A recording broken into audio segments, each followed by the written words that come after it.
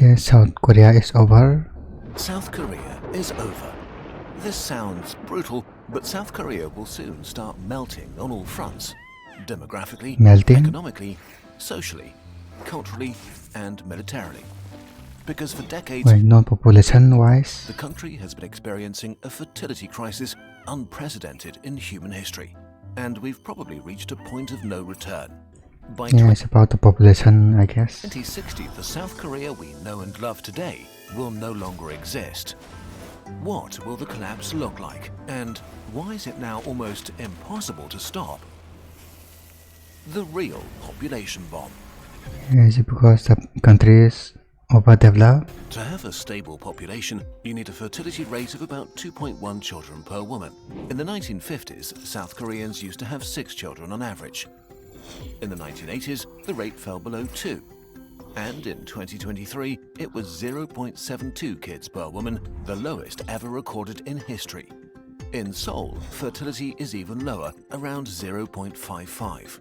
On average, about half of the women here won't have any kids, and the other half just one. What do these numbers actually mean in the real world? If fertility stays as it is, then 100 South Koreans will have 36 kids. When they grow Is it because things are too expensive and wanted? they will have 13 kids who will then have 5. Within 4 generations, 100 South Koreans will turn into 5. If we look at 4 generations there.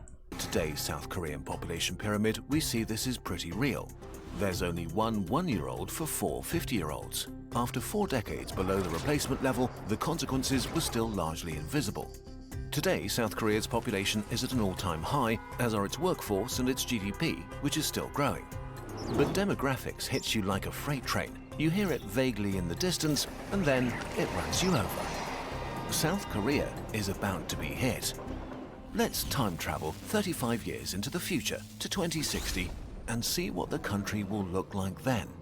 When it comes Yeah, to I guess there will be literally no young people to work. demographics, the most commonly used projections are those put together by the UN. They envisage 3 scenarios: low fertility, medium, and high. But in the past, all medium UN projections for South Korea have consistently been too positive. Between 2022 and 2023 alone, fertility in South Korea dropped by another 8%. So we're going to use the latest low fertility scenario, which has been the most accurate Yeah, in the maybe they should start rewarding people who have children then. last few years. Keep in mind that we're still talking about projections, and the future is a faraway land. Okay, let's do it. In 2060, South Korea's population pyramid will look like this. The population will have shrunk by 30%. 16 million South Koreans will have disappeared in just 35 years. And it'll be the oldest country in human history. 1 in 2 South Koreans will be over the age of 65. Less than 1 in 10 will be under 25. And only 1 in 100 will be small children. Imagine waking up in a country where the streets are strangely quiet with no children playing on them. Entire cities have been abandoned. Half of the population is elderly and living either alone or in overcrowded retirement homes, with a minority of people desperately trying to keep society running. There will be a few major consequences. Economic collapse. In 2023, a breathtaking 40% of South Koreans over 65 lived below the poverty line. But in 2060, this number may seem lovely in comparison. Today, South Korea has one of the largest pension funds in the world, worth about $730 billion. Yeah, they will all have retired by 60, so Projected to stop growing in the 2040s and the be poverty comes. completely depleted by the 2050s. So in 2060, pensions will have to be paid by the working population. Estimates vary, but for a pension system to work, the minimum a society needs is between 2 to 3 workers per retiree paying for them with their taxes. But even if we assume that all South Koreans over 15 will be working in 2060, the country will have less than 1 worker per senior. Workers will be unable to stem the incredible costs. So not only will poverty among the elderly be common, but a big chunk will be forced to work. Except they may not be able to find jobs because by 2060, the South Korean economy may have collapsed. Broadly speaking, the size of an economy is linked to the size of its workforce. To have a big economy, you need a lot of workers to produce a lot of things and a lot more people to buy them. Today, South Korea has about 37 million people of working age, generating a GDP of about 1.7 trillion US dollars. But by 2060, its workforce would have shrunk to less than half, to about 17 million. Of course, technological progress means that productivity will be higher and each individual will probably produce more than today. But even if productivity keeps growing at the same rate or more than we've seen in the last decades, South Korea's GDP could peak in the 2040s. In other words, South Korea will enter a permanent economic recession. There are more optimistic projections ช่วงนี้on downward from 2040 see the recession begin as late as 2050, but they're based on the medium UN demographic scenario, and there are no signs that we're heading there.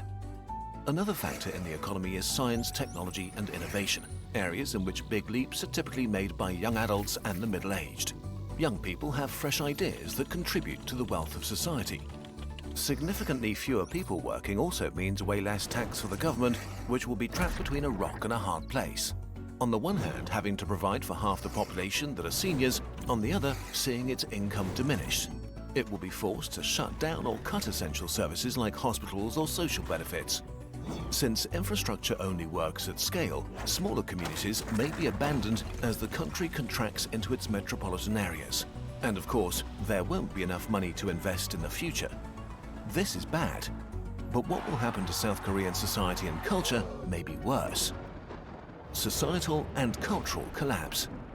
Speculating on how societies will develop is extra hard, but there are a few pretty unavoidable trends. Today, already about 20% of Koreans live alone. Also, 20% report having no close friends or relatives. By 2060, 50% of South Koreans aged 70 will have no siblings and 30% will have no children. Young adults between 25 and 35 will only make up 5% of the population and typically have no siblings at all. This leaves the elderly with almost they will have no partners to no close family find and young adults with little family and few potential friends, especially outside of big cities. A loneliness epidemic of and they have to take care of the adults, epic proportions is the women, middle-aged women all but too. guaranteed. On top of that, South Korean culture will probably experience a huge decline. In 2000, there were 17.5 million South Koreans between 25 and 45, and they made up 37% of the population. This was the generation that brought us K-pop, K-drama, K-food, and many other trends that spread around the world. In 2060, One there existing escape word. will be just 5.6 million people in that age group, and they'll only be 16% of the population. Many cultural traditions are already struggling because the older generations are having trouble finding young people to pass them on to. As young people disappear, many traditions will die out. Without young people, the soul of South Korean culture will shrink and wither away. And on a personal level, what kind of experience will it be growing up in 2060? What will youth culture be like in a country of seniors, where many universities, schools and kindergartens are abandoned as there are no longer children to fill them with life? What kind of job prospects will they face, and what will politics look like? If young people don't want to remain alone, they'll concentrate in Seoul And there will be more nurses, I or a guess, few other in big job cities, sector. or worse for South Korea, emigrate to other countries. Rural areas will decline, and most smaller cities will turn into ghost towns. We're already seeing this in Japan, which has almost 10 million abandoned houses in rural areas. Large parts of South Korea will simply vanish and be reclaimed by nature. Last but not least, South and North Korea are technically at war, and they could very well still be in 2060. Will South Korea still be able to afford to have its young men do 18 months of mandatory military service? So North Korea will take over. Today, 5% of men of combat age are enrolled in the military. In 2060, it would have to be 15% just to match today's numbers. Okay, wait, this is all a bit much. Is there no way back? Why, there really is no way back. The problem with the demographic freight train is that once it hits, things become irreversible. Let's say fertility in South Korea magically triples to the replacement rate of 2.1 children per woman and stays there. In 2060, it will be an inverted pyramid on top of a barrel. And there would still be only 1.5 people of working age per senior over 65. Even in the best made-up scenario, South Korea has to pass through an unavoidable bottleneck before it will recover. But there is also a kernel of hope here. Yes, the situation is grim, but at least in the long term, recovery is possible if South Korea enacts rapid and societal changes that make its population want to have kids again. In 2024, births rose for the first time in 9 years, 3% more than in 2023. But for that to continue, South Korea needs to face the music and ask how they got to this point. How could it get that bad?